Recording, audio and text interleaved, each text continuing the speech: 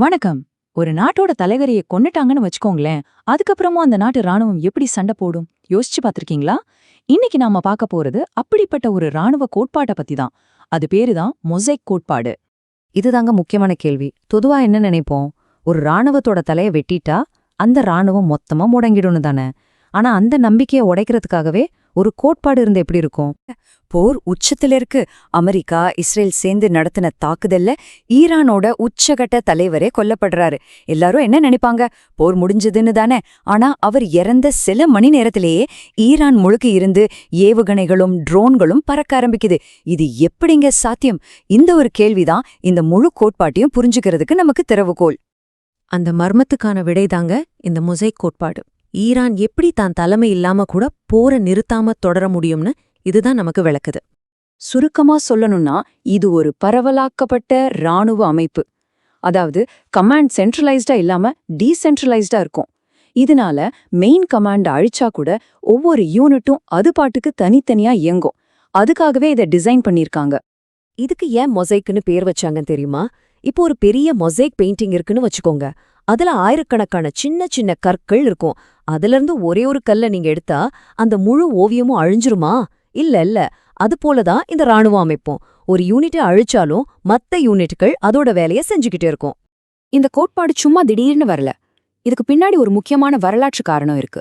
2003ல America Iraq மேல போர் தொடுத்தப்போ Saddam ஹுசேனோட ஆட்சி எவ்வளவு சுலபமா சரிஞ்சதுன்னு ஈரான் நல்லா கவனிச்சுது. காரணம், அவரோட கமாண்ட் சிஸ்டம் ரொம்ப சென்ட்ரலைஸ்டா இருந்தது. இதை ஒரு பாடமா எடுத்துக்கிட்டு தான் தங்களை பாதுகாத்துக்க ஈரான் இந்த மொசைக் கோட்பாட்டை உருவாக்குச்சு. சரி, ஒரு ராணுவத்துக்குள்ள 31 ராணுவங்களா? அது எப்படி வேலை செய்யும்? வாங்க இப்போ இந்த கோட்பாட்டோட உள்கட்டமைப்பு எப்படி இருக்குன்னு விலாவாரியா பார்க்கலாம். இந்த நம்பரை நல்லா ஞாபகம் வச்சுக்கோங்க. 31. இதுதான் மொசைக் கோட்பாட்டோட அச்சாணி. ஈரான் தங்களோட ராணுவத்தை 31 தன்னாட்சி மாகாண பிரிவுகளா பிரிச்சு வச்சிருக்கு. அடுத்தது இந்த நம்பர் 4. அந்த 31 பிரிவுகள்ல ஒவ்வொரு பிரிவுகுள்ளையும் தலைமை பொறுப்புக்கு 4 லேயர் வாரிசு அமைப்பே இருக்கு. அதாவது ஒரு தளபதி கொல்லப்பட்டா அவருக்கு பதிலா அடுத்த 3 பேர் வரிசையில ரெடியா இருப்பாங்க. இது அந்த யூனிட் எவ்வளவு பெரிய தாக்குதலையும் தாங்கி நிக்க உதவும்.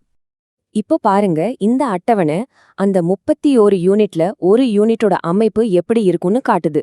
ஒவ்வொரு யூனிட்க்கும் சொந்தமா கமாண்ட் சென்டர், சொந்தமா உளவுத்துறை, அதாவது உள்ளூர் ஆட்களை வச்சு தகவல் சேகரிக்கிறது. அது மட்டும் இல்லாம ஏவுகணங்கள், ட்ரோன்ஸ்னு எல்லாமே அவங்க கிட்டயே ஸ்டாக்ல இருக்கும். எதுக்கும் அவங்க தெஹரான் கிட்ட இருந்து ஆர்டர் வரணும்னு காத்துக்கிட்டே இருக்க மாட்டாங்க. அப்போ இது எப்படி வேலைக்கு வரும்? சிம்பிள். மத்திய தலைமை அழிக்கப்பட்டாலோ இல்ல அவங்க கூட கம்யூனிகேஷன் கட் ஆனாலோ ஒரு ஆட்டோனாமஸ் புரோட்டோகால் ஆக்டிவேட் ஆயிடும். அதுக்கப்புறம் ஒவ்வொரு மாகாண தளபதியும் தங்களுக்கு ஏற்கனவே கொடுத்திருக்கிற ஸ்டாண்டிங் ஆர்டர்ஸ் படி அடுத்தது என்ன செய்யணுமோ அதை செய்ய ஆரம்பிச்சிடுவாங்க. புதுசா எந்த உத்தரவும் தேவையில்லை. இந்த மேற்கோளை பாருங்க, இது விஷயத்தை இன்னும் தெளிவா சொல்லுது. மாகாண தளபதிகளுக்கு தெஹ்ரானுக்காக காத்திருக்காம ஏவுகணை தாக்குதல்கள், ட்ரோன் கூட்டங்கள், கடற்படை துன்புறுத்தல்கள் மற்றும் கெரில்லா தாக்குதல்கள் குறித்து முடிவெடுக்க அதிகாரம் உள்ளது. பாத்தீங்களா அவங்களுக்கு எவ்ளோ பவர் கொடுத்திருக்காங்கன்னு? இந்த கோட்பாட்டோட இன்னொரு முக்கியமான அம்சம் பொருளாதாரம் சம்பந்தப்பட்டது. இந்த நம்பரை பாருங்க, சுமார் $35,000. இது ஷாஹேட் 136 அப்படிங்கிற ஒரு ட்ரோனோட விலை. இதோட லாஜிக் ரொம்ப சிம்பிள். வெறும் $35,000 மதிப்புள்ள ஒரு ட்ரோனை அனுப்பி எதிரிக்கு மில்லியன் டாலர் கணக்குல சேதத்தையோ செலவையோ உண்டாக்குறது. அந்த ட்ரோனை சுட்டு வீழ்த்தவே எதிரி நாடு மில்லியன் டாலர் மதிப்புள்ள ஏவுகணைய பயன்படுத்த வேண்டியிருக்கும். இதுக்கு பேர்தான் சமச்சீரற்ற போர் தந்திரம். சரி, இதெல்லாம் கேட்க நல்லா இருக்கு. பேப்பர்ல இந்த டாக்டரின் சூப்பரா தெரியுது. ஆனா நிஜமான ஒரு போர்ல இதை எப்படி வேலை செய்யும்? வாங்க அந்த 2026 கற்பனை போரோட முடிவுகள் என்ன சொல்லுதுன்னு பார்க்கலாம். சில விஷயங்கள்ல இந்த கோட்பாடு ஆச்சரியப்படுற அளவுக்கு வெற்றிகரமா இருக்கும்னு எதிர்பார்க்கப்படுது.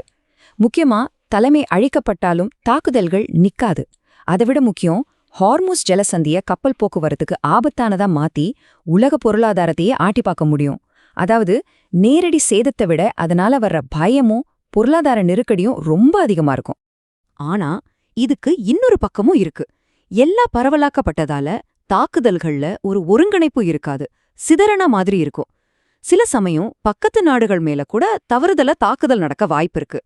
அதோட வர்ற ஏவுகணைகள்ல பெரும்பான்மையானத எதிரி இடைமறிச்சு அழிச்சுட்டா பெரிய இலக்குகளுக்கு பெருசா சேதம் ஏற்படாமலும் போகலாம். அப்போ இதிலேந்து நாம என்ன புரிஞ்சுக்கலாம்? இந்த மொசைக் கோட்பாட்டோட உண்மையான நோக்கம்தான் என்ன? வாங்க நம்ம இறுதி பகுப்பாய்வுக்கு போலாம். இந்த மேற்கோள் எல்லாத்தையும் அழகா சுருக்கி சொல்லுது. அதாவது போரை ஜெயிக்கிறது அவங்க நோக்கமே இல்ல. போரை நீட்டிக்கணும், எதிரிக்கு செலவு கூட்டணும், அவங்கள சோர்வடைய வைக்கணும், அவ்வளவுதான். சுருக்கமா ஒரே வரியில சொல்லணும்னா, இது ஜெயிக்கிறதுக்காக உருவாக்கப்பட்ட கோட்பாடு இல்ல, தோக்காம டிக்க இருக்கிறதுக்காக உருவாக்கப்பட்ட கோட்பாடு. கடைசியா இந்த கோட்பாடு நம்ம முன்னாடி ஒரு ரொம்ப முக்கியமான கேள்வியை வைக்குது.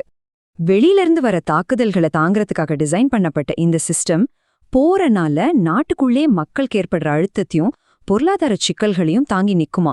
இதுக்கு காலம்தான் பதில் சொல்லணும்.